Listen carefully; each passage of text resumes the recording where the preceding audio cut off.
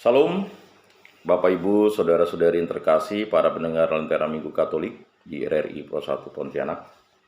Pada paruh kedua ini kita akan lebih menggali Yesus anak manusia, di mana Yesus anak manusia adalah Yesus Kristus, Mesias. Gelar Kristus dalam Yunani Christos yang muncul 531 kali dalam Perjanjian Baru merupakan terjemahan literal dari gelar Maisia atau Maisia, artinya yang terurapi. Nama gelar Maisia berasal dari kata kerja massa, artinya mengurapi dengan minyak. Yesus anak manusia, dialah Yesus Kristus Sang Mesias, di mana arti dari Masia artinya mengurapi dengan minyak. Pengurapan dalam tradisi Israel dilakukan sebagai pengangkatan resmi oleh Allah terhadap seseorang yang terpilih untuk jabatan imam dan raja. Kita bisa baca dalam 1 Samuel 24 ayat 6, 2 Samuel ayat 1 sampai 14, dan juga bandingkan dengan Mazmur 2 ayat 2. Bahasa Yunani mempunyai kata Cheharien untuk kata kerja mengurapi. Dari kata kerja Cheharien itulah muncul sebutan Kristos yang artinya yang terurapi. Pada mulanya nama Kristus merupakan sebutan atau gelar seperti kita baca dalam kitab Matius 27 ayat 22. Kata Pilatus kepada mereka, "Jika begitu, apakah yang harus kuperbuat dengan Yesus yang disebut Kristus?" Gelar Kristus dalam Yunani Christos bagi Yesus merupakan gelar yang paling sering dipakai. Dan dalam Perjanjian Baru muncul sebanyak 531 kali. Apa yang pada awalnya merupakan gelar tersebut lama-lama sudah melekat menjadi nama diri Yesus sehingga muncul sebutan Yesus Kristus atau Kristus Yesus. Penggunaan gelar ini di dalam Injil-Injil merefleksikan latar belakang Yudaisme dari agama Kristiani dan modifikasi yang dilakukan gereja perdana dalam terang iman. Bagi semua penginjil, Yesus adalah Kristus, Mesias anak Allah yang diharapkan kedatangannya oleh umat Israel. Tradisi Kristiani meyakini dalam terang iman bahwa Yesus adalah sungguh Kristus, Mesias, yang karya penyelamatannya ditandai dengan penyaliban, wafat, dan kebangkitan. Mesianitas Yesus jelas amat lain dengan harapan orang Yahudi pada waktu itu akan Mesias utusan Allah yang mempunyai martabat raja, kemegahan dan kekuatan yang lebih bersifat duniawi. Dalam teks-teks Perjanjian Lama sesudah zaman pembuangan ke Babilonia, kita temukan munculnya harapan akan bangkitnya monarki Daud yang baru, yang digambarkan sebagai monarki yang mempunyai dimensi universal, agung dan kuat. Kita bisa lihat di kitab Hagai 2 ayat 20 sampai 23, Zakaria 9 ayat 9 sampai 10, Zakaria 12 ayat 7 sampai bab 13 ayat 1. Pada periode penjajahan oleh bangsa Yunani dan sesudahnya setelah tahun 331 sebelum Masehi, orang-orang Yahudi sampai pada kepercayaan akan datangnya seorang Mesias. Dalam Ibrani, Maisia, Yunani, Kristos. Dari keturunan Daud, yaitu seorang utusan Allah di masa datang yang akan mengembalikan kemerdekaan dan kebenaran bangsa Israel. Gelar Mesias yang populer menurut tradisi Yahudi pada waktu itu biasa dikenakan pada tokoh di masa depan yang mempunyai martabat raja keturunan Daud. Bapak Ibu, saudara-saudari yang terkasih, pembebasan bangsanya dari tangan penjajah, utusan Allah untuk mengembalikan kejayaan bangsa Israel. Ketika berada di kota Kaisarea Filipi yang berada di luar wilayah bangsa Yahudi, Yesus bertanya kepada para murid mengenai siapakah dirinya menurut mereka. Petrus mewakili para rasul menjawab, "Engkaulah Mesias." Markus 8 ayat 29, Kita bandingkan juga dengan Matius 16 ayat 16. Mesias anak Allah yang hidup. Lukas 9 ayat 20. Mesias dari Allah. Yesus tidak menolak gelar Mesias yang dikenakan padanya oleh para rasul, tetapi berpesan agar mereka masih merahasiakan bahwa dia sungguh Mesias. Mengapa? Maksudnya jangan sampai orang-orang Yahudi menganggap Yesus sebagai Mesias seperti yang mereka gambarkan. Yesus masih ingin merahasiakan jati diri Mesiasnya karena gelar Mesias bagi Yesus yang akan mendapat maknanya yang lengkap ketika dia sudah melewati sengsara, wafat di salib, dan dibangkitkan dari mati. Pandangan Yahudi kontras dengan karakter Yesus di masa umat Kristiani. Yesus memang Mesias, tetapi Mesias yang harus menderita, wafat, dan bangkit untuk menyelamatkan manusia dari kuasa dosa dan kematian. Yesus memang keturunan Daud, namun martabat raja baginya adalah martabat yang bermakna ilahi. Yesus memang pembebas, tetapi bukan pembebas dari penjajahan manusia terhadap manusia, seperti yang dilakukan bangsa Romawi. Pembebasan yang dilakukan Yesus diperuntukkan bagi seluruh umat manusia, yaitu pembebasan dari kuasa dosa dan kematian. Dalam Markus 14 ayat 61-62, gelar Mesias tersebut ditanyakan oleh Imam Agung. Apakah engkau Mesias, anak dari yang terpuji? Yesus dengan terus terang membenarkan bahwa dirinya Mesias, bahkan mengaitkannya dengan gelarnya yang lain, yaitu anak manusia. Jawab Yesus, akulah dia, dan karena akan melihat anak manusia duduk di sebelah kanan yang maha kuasa, dan datang di tengah-tengah awan-awan di langit. Markus 14 ayat 62. Tradisi Yahudi meyakini bahwa Mesias yang akan datang haruslah berasal dari keturunan Daud. Namun Yesus Kristus lebih mulia daripada Daud. Dengan begitu konsep Mesianis sebagai anak Daud tidak cukup untuk mewakili gelar Kristus bagi Yesus. Yesus sebagai Mesias dan Raja Israel menampakkan jati dirinya sebagai Raja justru lewat salib, kematian, dan kebangkitan. Kisah para Rasul merefleksikan Yesus sebagai Kristus dalam 3 hal. Pertama, Kristus dipakai sebagai nama bagi Yesus. Kedua, nama tersebut dipakai sebagai gelar ketika pengarang bermaksud menegaskan secara eksplisit bahwa Yesus adalah pemenuhan harapan Israel bagi karya penebusan Allah. Ketiga, pengarang mau menegaskan bahwa penyaliban Kristus sudah dinubuatkan dalam perjanjian lama sehingga penyaliban tidak mengurangi kualitas Yesus sebagai Mesias, bahkan merupakan pemenuhan yang telah direncanakan oleh Bapa. Di dalam tradisi gereja, nama Kristus lama-kelamaan bukan lagi sebuah gelar, tetapi sudah menjadi nama diri yang melekat pada Yesus, menjadi Yesus Kristus atau Kristus Yesus. Bapak, Ibu, saudara-saudari yang terkasih dalam Yesus Kristus, Yesus anak manusia, dialah Yesus Kristus, Mesias, dan dialah Yesus Tuhan. Yesus disebut Tuhan karena kuasa ilahi yang diperolehnya setelah kebangkitan. Gelar Tuhan bagi Yesus pada awalnya mempunyai 2 pengertian, yaitu sebagai gelar kehormatan dan sebagai gelar yang bernuansa ilahi setelah kebangkitannya. Pertama, gelar Tuhan bagi Yesus dalam beberapa teks Injil merupakan gelar kehormatan. Meskipun begitu, ketika masih berkarya di balik sapaan Yesus sebagai Tuhan, sebenarnya juga sudah tersembunyi suatu pengakuan akan kuasa ilahi yang dimilikinya. Misalnya terdapat dalam Lukas 7 ayat 13. Dan ketika Tuhan melihat janda itu, tergeraklah hatinya oleh belas kasihan. Lalu ia berkata kepadanya, jangan menangis. Demikian juga dalam Markus 11 ayat 3. Para murid dipesan untuk mengambil keledai dan mengatakan kepada siapapun yang bertanya kepada mereka. Tuhan memerlukannya, ia akan segera mengembalikannya ke sini.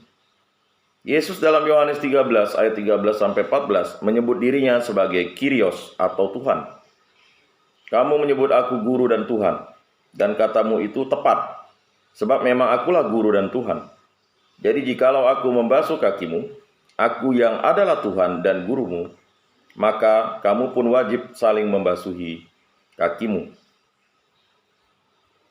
Gelar Tuhan bagi Yesus sudah disebut pada masa karya publiknya, namun memperoleh maknanya yang penuh bagi umat Kristiani setelah kebangkitannya.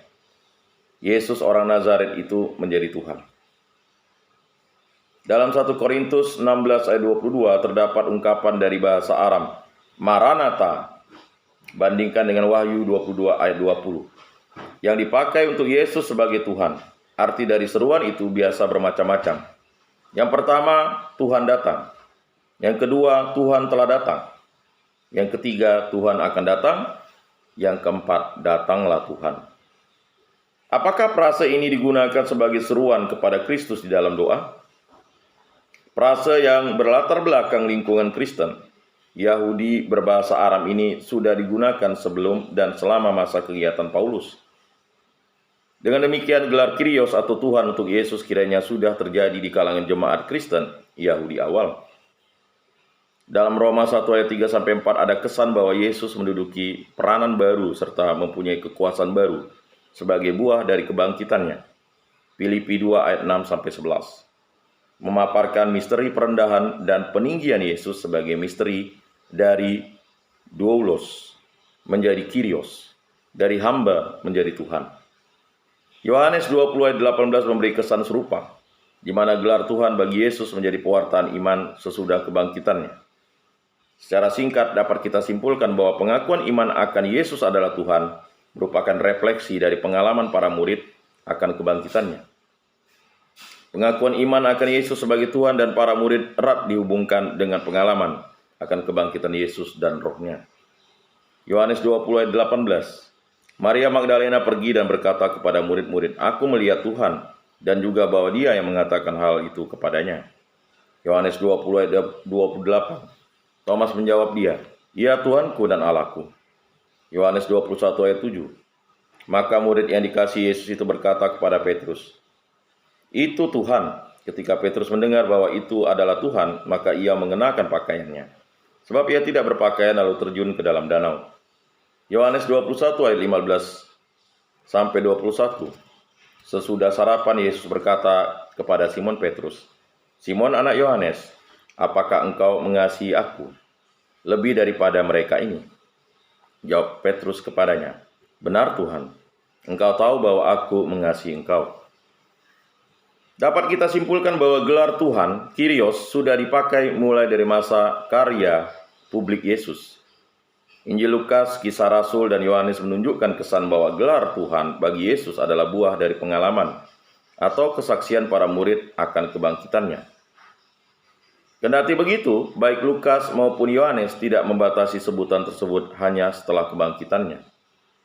Ada kelangsungan di dalam gelar Yesus mulai dari Yesus sejarah sampai ke Tuhan yang dibangkitkan. Penggunaan gelar Kyrios untuk Yesus dalam arti religius jelas dipakai untuk menyebut keilahian Yesus, khususnya di dunia non-Yahudi. Dengan pandangan terhadap Yesus sebagai Kyrios, terjadilah suatu refleksi baru atas paham monoteisme Yahudi. Allah yang tunggal itu kini terwayukan juga di dalam diri Yesus Kristus dan Roh Kudus. Refleksi ini menjadi dasar dari iman kita akan Allah Tritunggal Maha Kudus. Kehadiran Bapa, Putra, dan Roh Kudus diyakini oleh jemaat Kristen Yahudi di Palestina sebagai buah dari iman akan Yesus, berdasarkan apa yang dikatakan oleh Yesus sendiri dan para saksi, mata dari hidup dan karya Yesus. Perumusan tentang monoteisme baru itu kelihatan pada pernyataan Paulus. 1 Korintus 8 ayat 6, "Bagi kita hanya ada satu Allah saja, yaitu Bapa, yang daripadanya berasal segala sesuatu dan yang untuk Dia kita hidup, dan satu Tuhan saja, yaitu Yesus Kristus, yang olehnya segala sesuatu telah dijadikan dan yang karena Dia kita hidup." 1 Korintus 12 ayat 4-6, "Ada rupa-rupa karunia tetapi satu roh, dan ada rupa-rupa pelayanan tetapi satu Tuhan, dan ada berbagai-bagai perbuatan ajaib, tetapi Allah adalah satu yang mengerjakan semuanya dalam semua orang." Efesus 4 ayat 3, "Dan berusahalah memelihara kesatuan roh oleh ikatan damai sejahtera, satu tubuh dan satu roh, sebagaimana kamu telah dipanggil kepada satu pengharapan yang terkandung dalam panggilanmu. Satu Tuhan, satu iman, satu baptisan, satu Allah dan Bapa dari semua. Allah yang di atas semua dan oleh semua dan dan di dalam semua. Bapak, Ibu, saudara-saudari yang terkasih, itulah kaitan gelar Yesus anak manusia, Yesus Kristus atau Mesias, dan Yesus Tuhan. Selanjutnya, Yesus Sang Firman, Sang Sabda. Yesus diberi gelar Sang Firman atau Sang Sabda karena kesatuannya dengan Allah dan peranannya dalam penciptaan. Seperti dikatakan oleh Yohanes 1 ayat 1-3, pada mulanya adalah Firman. Firman itu bersama-sama dengan Allah, dan Firman itu adalah Allah. Ia pada mulanya bersama-sama dengan Allah. Segala sesuatu dijadikan oleh Dia, dan tanpa Dia tidak ada suatu pun yang telah jadi dari segala yang telah dijadikan. Menurut tradisi Yahudi, sabda Allah atau dabar bukan sekedar suara atau ucapan dari mulut Allah, tetapi juga suatu kekuatan, dinamika, dan daya kreatif yang dapat mengubah, mengakibatkan, atau bahkan menciptakan sesuatu. Allah menciptakan dunia dengan sabdanya. Dengan menyebut Yesus sebagai Firman atau sabda Allah, penginjil Yohanes mengimani Yesus sebagai pribadi ilahi yang sudah ada sebelum penciptaan. Pada mulanya Firman. Firman itu bersama-sama dengan Allah. Yesus Sang Firman juga terlibat pada karya penciptaan dunia, karena Allah menciptakan dunia dengan firman-Nya. Bapak, Ibu, saudara-saudari yang terkasih, Allah mengakibatkan atau bahkan menciptakan sesuatu. Allah menciptakan dunia dengan sabdanya, dengan menyebut Yesus sebagai Firman atau Sang Sabda. Dengan menyebut Yesus sebagai Firman atau sabda Allah, penginjil Yohanes mengimani Yesus sebagai pribadi ilahi yang sudah ada sebelum penciptaan. Pada mulanya Firman itu bersama-sama dengan Allah. Selain itu, Yesus Sang Firman juga terlibat pada karya penciptaan dunia. Karena Allah menciptakan dunia dengan firman-Nya. Di dalam perjanjian lama, Allah bersabda lewat para bapa bangsa, para nabi dan tokoh-tokoh karismatis. Firman adalah sarana komunikasi dari Allah yang diwahyukan kepada umat manusia. Dalam firman, kehendak Allah dinyatakan. Di dalam Yesus, firman Allah bukan hanya disampaikan lewat orang-orang pilihan, tetapi telah menjelma menjadi daging manusia. Firman itu telah menjadi manusia dan diam di antara kita, dan kita telah melihat kemuliaan-Nya, yaitu kemuliaan yang diberikan kepadanya sebagai anak tunggal Bapa, penuh kasih karunia dan kebenaran. Yohanes 1 ayat 14. Dengan demikian, sabda Yesus adalah sabda Allah sendiri, sabda yang membawa kebenaran dan hidup kekal. Ketika Yesus menawarkan pilihan kepada para murid untuk mengikuti Dia atau meninggalkannya, para murid menjawab, "Tuhan, kepada siapakah kami akan pergi? Perkataan-Mu adalah perkataan hidup kekal." Yohanes 6 ayat 68. Di dalam tradisi Yahudi sudah dikenal ide tentang dabar sebagai firman Allah yang mempunyai daya pencipta. Selain itu, perjanjian lama juga berbicara mengenai hikmat, bahasa Ibrani hokmah, dari Allah yang diutus sebagai wakil Allah untuk mengatur kehidupan manusia dan membawa mereka kepada kebijaksanaan yang sejati. Bandingkan kitab Amsal. Di dalam filsafat Yunani dikenal adanya logos, yaitu prinsip yang mengatur perubahan di dalam kehidupan di alam semesta. Aliran filsafat Stoa menyatakan bahkan logos adalah kehendak ilahi yang mengatur segalanya di dunia ini, mengontrol semuanya agar tidak terjadi kaos atau kekacauan, tetapi melahirkan kosmos, alam semesta. Philo dari Alexandria abad ke-2 sebelum Masehi menggambarkan logos sebagai citra Allah yang menjembatani hubungan manusia dengan Allah. Menjadi sarana penciptaan, mengupayakan keteraturan dalam gerakan alam semesta. Philo mempertemukan unsur-unsur Yahudi dan Yunani di dalam memaknai logos. Logos atau firman menjadi sarana komunikasi Allah dengan manusia, sekaligus juga menjadi daya cipta. Pandangan ini mirip dengan istilah dabar dalam tradisi Yahudi. Meskipun Yohanes memakai kata logos dalam Injil berbahasa Yunani, namun ide di dalamnya lebih dipengaruhi oleh paham Yahudi mengenai dabar daripada paham Yunani mengenai logos. Yesus sebagai Sang Firman bukan hanya terlibat dalam karya penciptaan, tetapi kemudian juga terlibat di dalam karya penyelamatan dengan jalan menjadi manusia. Sabda Yesus selama karya publiknya merupakan pernyataan dari sabda Allah sendiri. Oleh karena itu, sabda Yesus mempunyai kuasa ilahi yang mengherankan banyak orang. Ketika Yesus mengajar di sinagoga Kapernaum, orang-orang takjub karena dia mengajar sebagai orang yang berkuasa. Markus 1 ayat 22. Dia pun menunjukkan wibawa firman-Nya ketika mengusir setan. Sampai orang berkomentar karena takjub. Apa ini? Suatu ajaran baru? Ia berkata-kata dengan kuasa. Roh jahat pun diperintahnya dan mereka taat kepadanya. Markus 1 ayat 27. Bapak, Ibu, saudara-saudari yang terkasih dalam Yesus Kristus, gambaran Yesus sebagai anak manusia sudah kita refleksikan bersama. Bagaimana Yesus anak manusia adalah suatu gelar. Yesus menjadi manusia. Dan Yesus Kristus atau Mesias yang menjadi manusia, dialah Yesus Tuhan. Dialah Yesus Sang Sabda, Sang Firman, Sang Logos, yang mewahyukan dirinya, menjelaskan dirinya, dan dia mendekati kita karena begitu besar kasih Allah kepada umat manusia.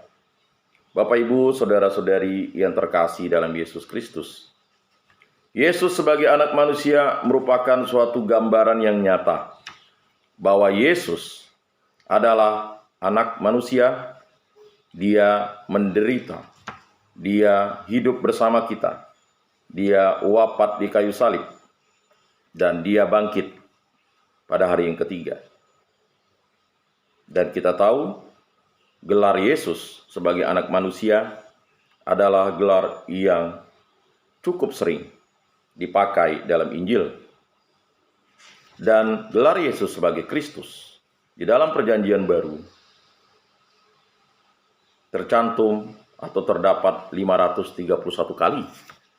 Selanjutnya, Yesus Tuhan merupakan suatu gelar di mana menggambarkan bahwa Yesuslah Tuhan.